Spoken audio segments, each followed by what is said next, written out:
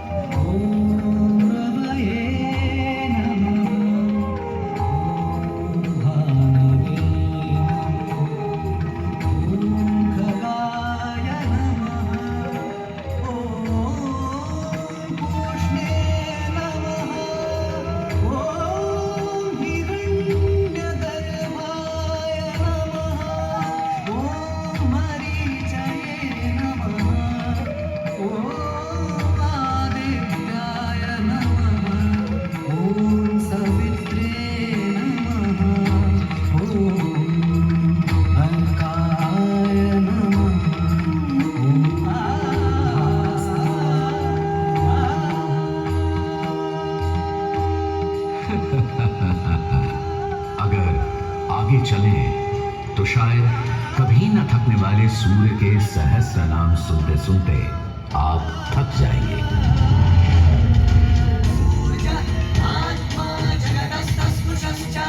हमारी सभ्यता के सबसे पुराने और आधारभूत ग्रंथ ऋग्वेद के पहले मंडल में ही सूर्य का बखान करती हैं ऋचाएं.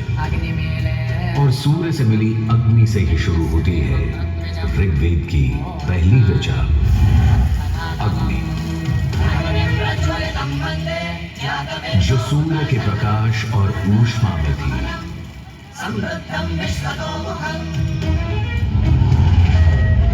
अग्नि जो दावानल और ज्वालामुखी में प्रलयंकारी विध्वंसक के रूप में विद्यमान थी. अग्नि जो चौखट पर पहरेदार तथा चूल्हे में एक मित्र के रूप में भी मौजूद थी.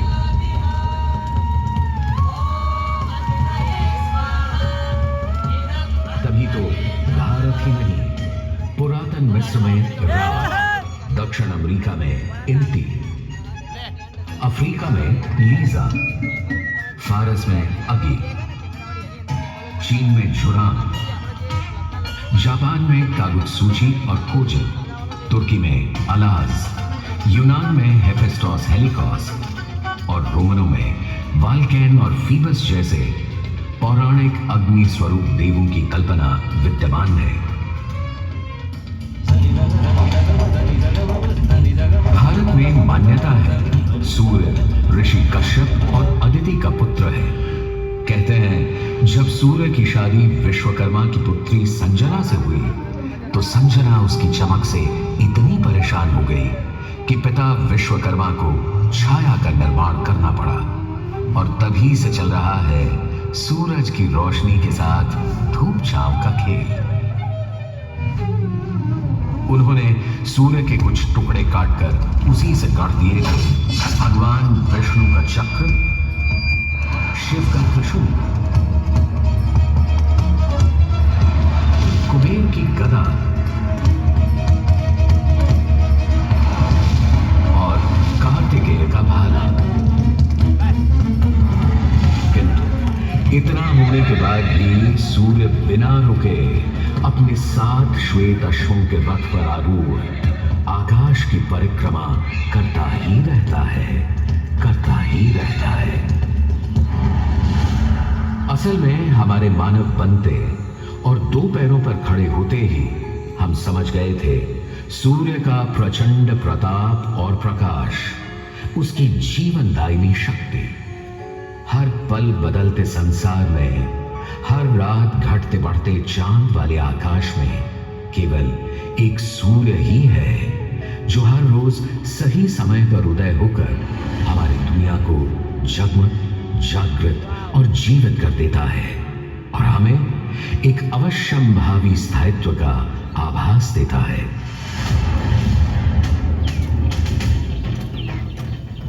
सूर्य से ही तो हमारी फसलें, फल, पक हमें भोजन देते हैं। सूर्य से ही तो हमें बादल और बारिश मिलती है। और सर्दियों में सूर्य जरा उठा तो जीना दूभर हो जाता है। पेड़ों के पत्ते झड़ जाते हैं, वन्य जीवन गुप्त होकर लुप्त हो जाता है और पूरी दुनिया बेरंग सफेद हो जाती है। सूर्य ही तो सारे संसार को ऊष्मा, ऊर्जा और ओज से ओतप्रोत करता है। इसीलिए तो ऋग्वेद में कहा है, कांतिमय ईश जनों का मुख प्रकट हुआ है सूर्योदय के साथ।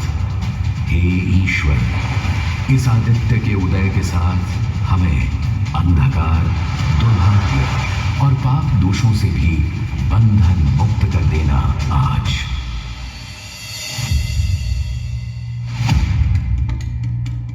और अगर ग्रहण के समय सूर्य कुछ क्षणों को लुप्त हो जाए तो सारे संसार में हाहाकार मच जाता है।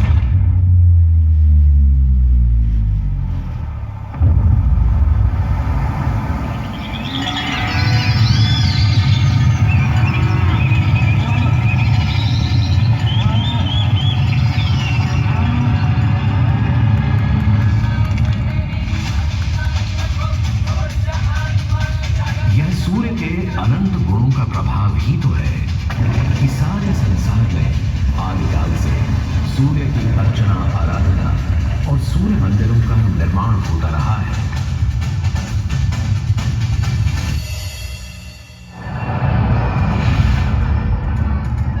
दक्षिण अमेरिका के इंका काल के सूर्य उपासना स्तूप, मिस्र के रामसेस मंदिर परिसर में स्थित सूर्य मंदिर,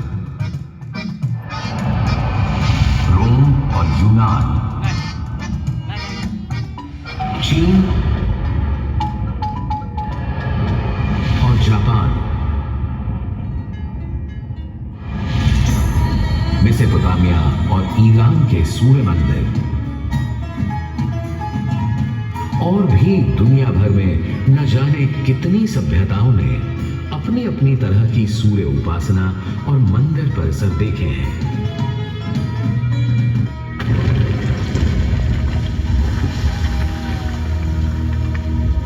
उत्तर में कश्मीर में बना मार्तंड मंदिर, जहां भारत भर के मंदिर परिसरों में सबसे विशाल है, तो पूर्व में ओडिशा का कोणार्क मंदिर सबसे वैभवशाली। पूर्वोत्तर में असम और मणिपुर के सुंदर सूर्य मंदिर देखते बनते हैं, तो दक्षिण में तमिलनाडु, केरल, कर्नाटक आदि के सूर्य मंडप अपनी अलग छटा रखते हैं। उधर उत्तराखंड, उत्तर प्रदेश, बिहार, मध्य प्रदेश, हरियाणा और हिमाचल में भी सूर्य मंदिरों की हार माला सी बनी है।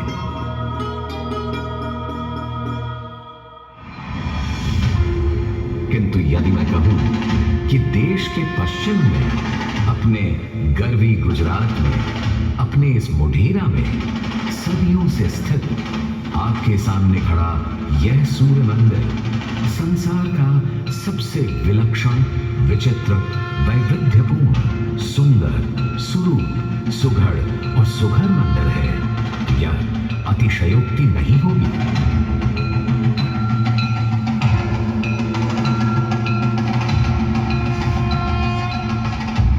11वीं सदी में चालुक्य घराने के सूर्यवंशी सोलंकी सम्राट भीमदेव प्रथम ने तो यहां एक चमत्कार ही कर दिखाया। सम्राट भीमदेव प्रथम एक बड़े वीर और प्रतापी राजा थे। एक तरफ उन्होंने सोमनाथ का मंदिर तोड़ने वाले महमूद गजनवी से टक्कर ली और उसके तोड़े सोमनाथ को दोबारा से खड़ा किया, तो वहीं पूरे गुजरात में तमाम नए किले, मंदिर, तालाब और वाव बनवाए। उनके अद्भुत शिल्प प्रेम के आज तक साक्षी हैं सिद्धपुर का रुद्र महालय, पाटन का सहस्त्रलिंग तालाब, आबू और देलवाड़ा के मंदिर। वहीं उनकी प्रिय पत्नी रानी उदयमती ने बनवाई थी रानी की बाग।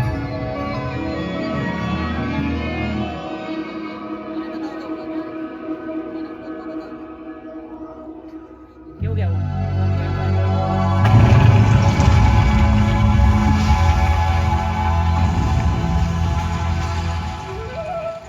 किंतु इन सारे स्थापत्य और शिल्प के नमूनों से कहीं ऊपर था राजा भीमदेव का पुष्पावती नदी के किनारे सन 1026-27 में करवाया इस सूर्य मंदिर का निर्माण।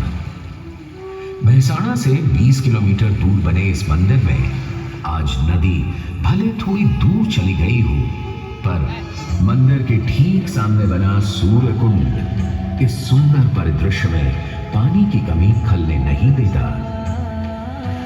सूर्य के प्रकाश पुंज और जल का यह खेल पूरे परिसर को तरंगित और झंकृत करता रहता है।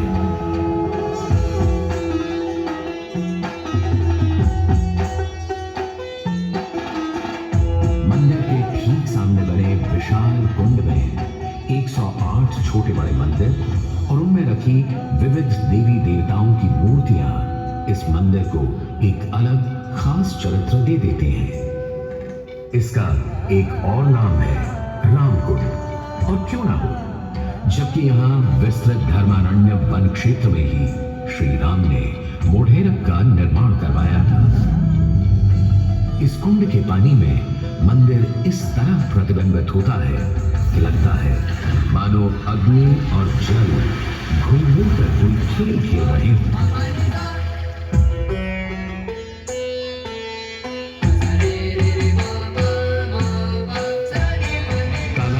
से सीढ़ियां चढ़ते ही एक सुंदर तोरण आपका स्वागत करता है। तोरण से होते हुए जैसे ही आप मंदिर के पास पहुंचते हैं, एक नया संसार सामने आ खड़ा होता है।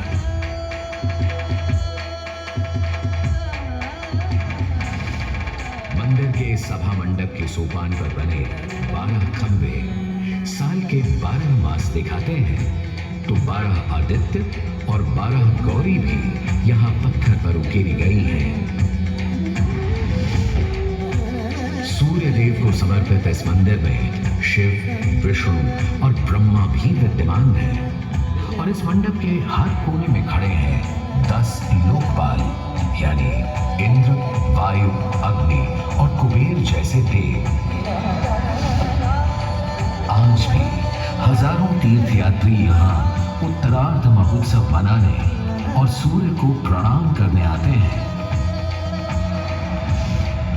इस हेरिटेज साइट पर हजारों देशी विदेशी सैलानी भारत के इस विलक्षण सूर्य मंदिर को देखने, समझने, इसकी वैज्ञानिक पहेलियों को बूझने चले आते हैं। संसार और विशेषकर भारत में बने अधिकतर सूर्य मंदिरों की तरह मोढेरा के मंदिर को बहुत वैज्ञानिक सोच समझ से बनाया गया है।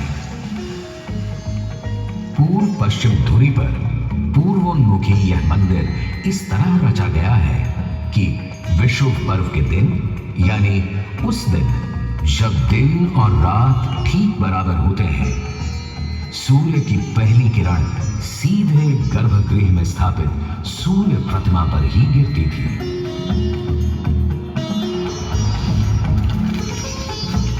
आज हमने सूर्य की कृपा को एक अलग तरह से भी बटोरना, सहेजना और संभालना शुरू कर दिया है, सोलर पावर या सौर ऊर्जा के रूप में। आज जब हमें अपनी धरती और पर्यावरण को खनन और प्रदूषण से बचाना है, तो ऐसे में भी सूर्य देवता ही तो हमारे सबसे बड़े मित्र बनकर सामने प्रकट हुए हैं। यहाँ बैठकर जो शो आप देख रहे हैं, वो भी दिन में इकट्ठी की गई सौर ऊर्जा से ही चल रहा है। और क्यों ना हो, जब हमारा भारत प्रधानमंत्री आदरणीय नरेंद्र मोदी जी के प्रोत्साहन और नीतियों से दुनिया का चौथा सबसे बड़ा सौर ऊर्जा बनाने वाला राष्ट्र बन गया है।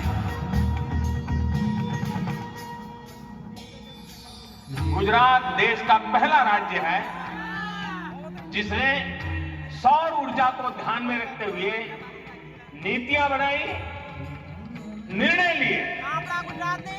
हमने नहरों तक पर सोलर पैनल लगा दिए और जिसकी चर्चा विदेशों में तक में हुई। आज भारत रिन्यूएबल एनर्जी के उत्पादन के मामले में दुनिया की चौथी बड़ी ताकत है, दुनिया की। आज भले ही इस मंदिर से सूर्य की मूर्ति हट गई हो, पर सूर्य ने अपनी कृपा दृष्टि कभी हमारे संसार से नहीं हटाई। हम तो बस मोढेरा के सूर्य मंदिर में फिर आए और कवि प्रदीप की लिखी इन पंक्तियों से आकाश में विद्यमान सूर्य से गुहार लगाएं कि जगत भर की जिंदगी के लिए, करोड़ों की रोशनी के लिए सूरज रे जलते रहना, सूरज रे जलते रहना।